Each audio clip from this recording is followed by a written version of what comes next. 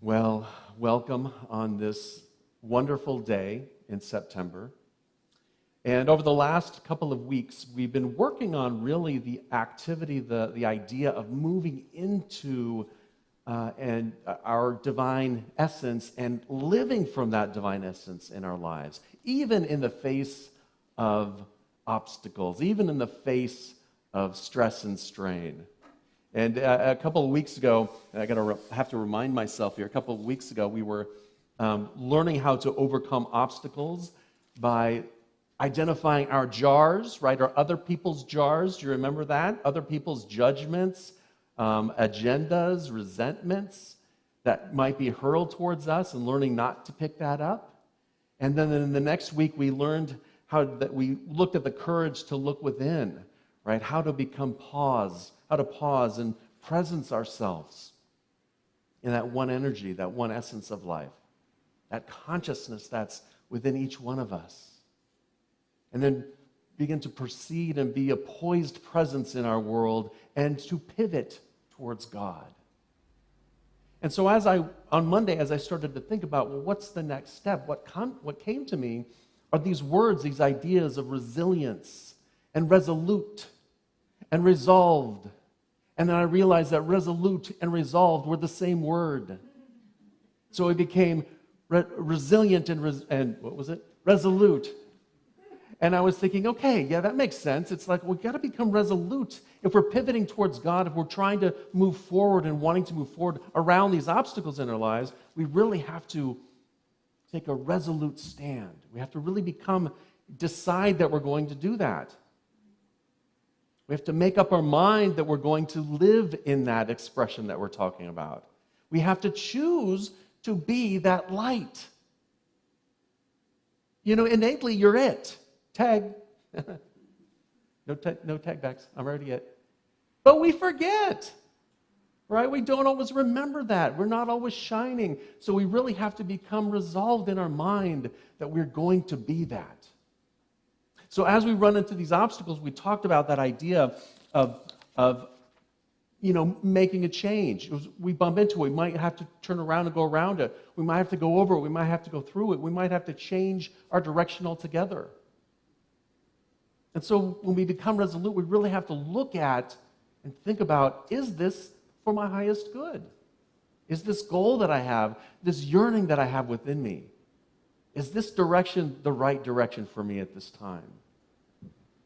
Because a lot of times I think for many people, we become a little complacent, right? We have our dreams and our goals, and it's like, well, that's for next year. That's for after COVID. That's for, we'll do that in a couple of years.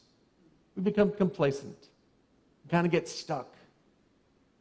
And if it's really where you need to go, if it's where your heart is pulling you, the things that you want to do in life, the things you want to accomplish, or what you want to achieve, then if it's really that important to you, then become resolved in God to do it. Decide that you're going to be that essence. Decide that you're going to express that power of will within you to move forward. Decide that you're going to, take that step, whatever that step may be. This was inspired for me by the quote from Joshua chapter 1, verse 9, that says, "Be strong and courageous. Do not be frightened or dismayed, for the Lord your God is with you wherever you go." Spirit is everywhere present. As Joe said, it lives and moves and has its being in us. And God can do no more for you than God can do through or as you, for you are the feet and the hands of God. We just have to decide that that's what we're going to do. We have to make a choice that says, yeah, that's who I am. I'm going to keep moving forward. I'm going to keep my eye focused on that divine essence, on that energy, that love. And as I was thinking about that, I'm like, wow, I'm really in my head.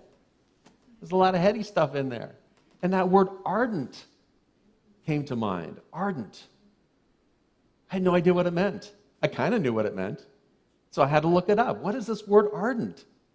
And ardent really comes from the Latin word, it comes from the idea of a fire, a passion. So it's like, that was the head, resolute, and now ardent is the heart. Be joyful. Be one. Be expressive. Be that presence. Be that joy in life. If this is where you want to go in life, if this is who you're meant to be, do it. Okay, goodbye. And the words that came to me, of course, were from Matthew chapter 22, verse 37. You shall love the Lord your God with all your heart, with all your soul, with all your mind.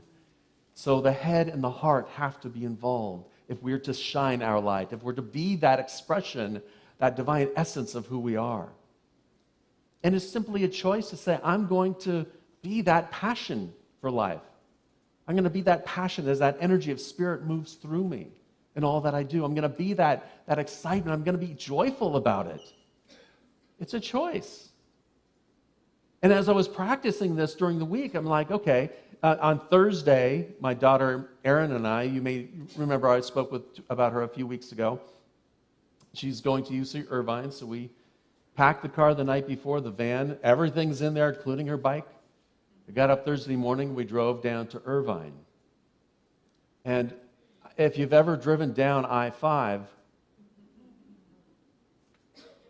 it's a lot of nothing. A lot of farms, a few, scary places of cows.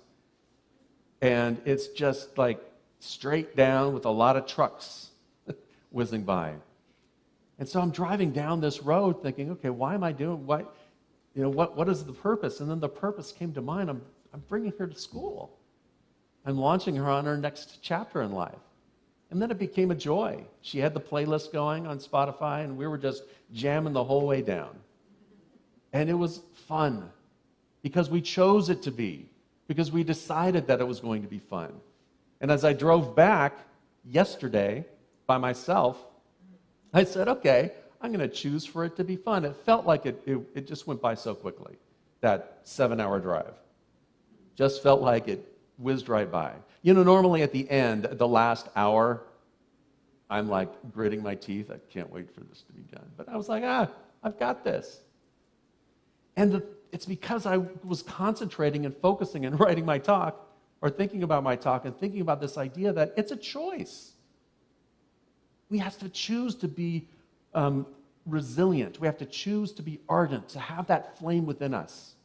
And then live from that, allow it to be. And so I thought, as I'm going through this, I thought, yes, I'm going to be all passionate. I'm going to be excited. I'm going to really drive things going down. And my life is going to be just on fire. And you know what I found out?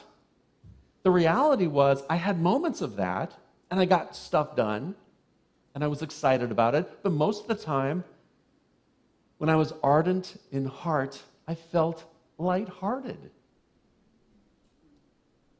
When you are ardent in heart and really own that fire that's within you, own that divine essence of love that emanates from you, you become light in heart. That proves it. We'll just let them, do their thing. Bless you, fire truck. And when I became resolute in mind and decision and deciding this is what I'm going to do, everything took on an effortless approach. I did stuff, but it wasn't like, I've got to do this. It was just like, here I am. Life just became effortless. It became so much easier when I made that choice to turn my eyes, turn my heart, turn my head towards that divine essence and allow that to be my guide. Right? The quote is, seek first the kingdom of God, and then all else will be added unto you. And this is what Jesus was talking about. Seek first that consciousness of knowing your oneness with that divine essence of life, love, and wisdom, that infinite flow. Choose to be a part of it. Seek first that expression and experience of love. So when I did have, those frustrating moments, because we're going to have them, it doesn't mean they all go away. Those obstacles still come. But when I met it with a little different look.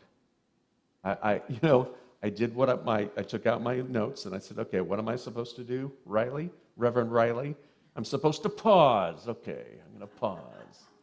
Presence myself. Yeah, there's only one God. There's only one God. There's only one God. Become poised. Maybe tomorrow. So it took a little bit of time occasionally, right?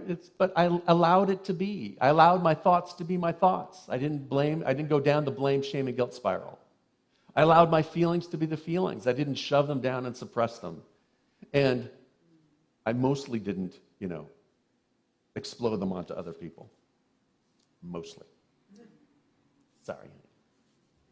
And but most of it was just that process of, okay, I'll get through it.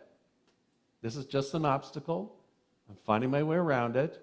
And then sooner or later, it's like, okay, I reframed the situation completely.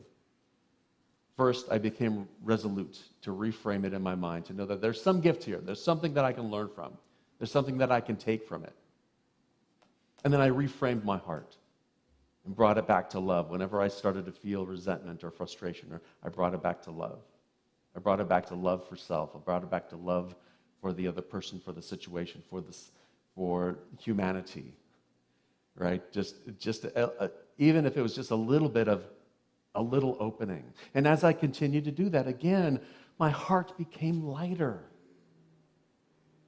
My thoughts became lighter and effortless. And it became easier for me to flow through that experience. So I am resolved in the mind of infinite intelligence. I am resolved in the mind of infinite intelligence. I'm going to say that one more time and then invite you to affirm it. I am resolved in the mind of infinite intelligence. Together, I am resolved in the mind of infinite intelligence. That was all right. We'll try another one. Let's see if you can, add the ardent to this one. I am ardent in heart.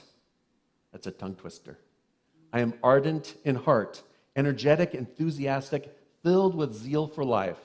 I am ardent in heart, energetic, enthusiastic, filled with zeal for life. Would you affirm that with me together? I am ardent in heart, energetic, enthusiastic, and filled with zeal for life.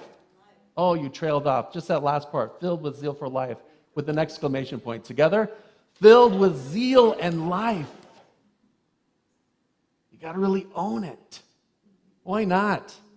Life's too short to be bored.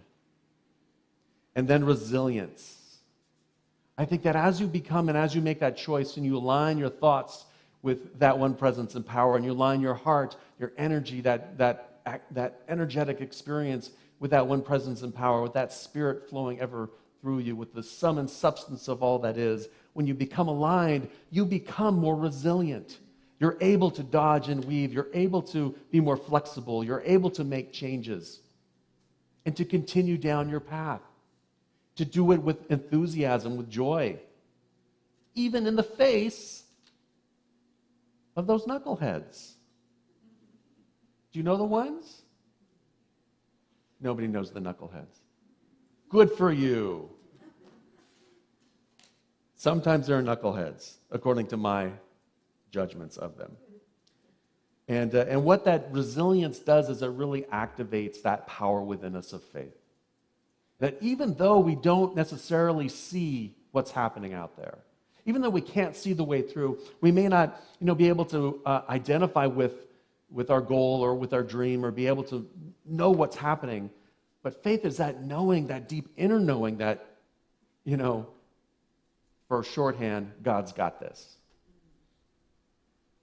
Reverend Dorothy Pearson, who was a favorite amongst Unity ministers for many years, would often say the words, "I'm in the realm of I don't know, but God does."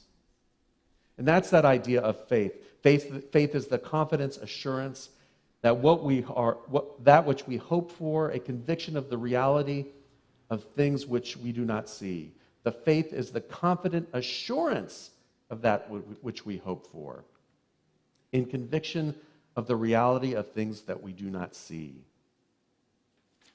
We become that experience. We use that power to just know I'm heading in the right direction because my heart is light, because my thoughts are clear, and every step will be revealed to me as I go.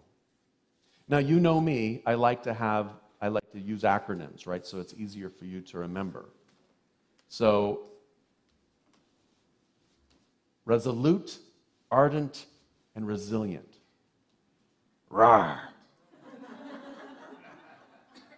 You're very kind. Yeah. I was worried about that one. You know, some people might want to go with the heart first. A-R-R. In that case, it's like a pirate. R. Well, at least you'll remember it through the week. Let's move to our affirmation. Our affirmation is on the screen.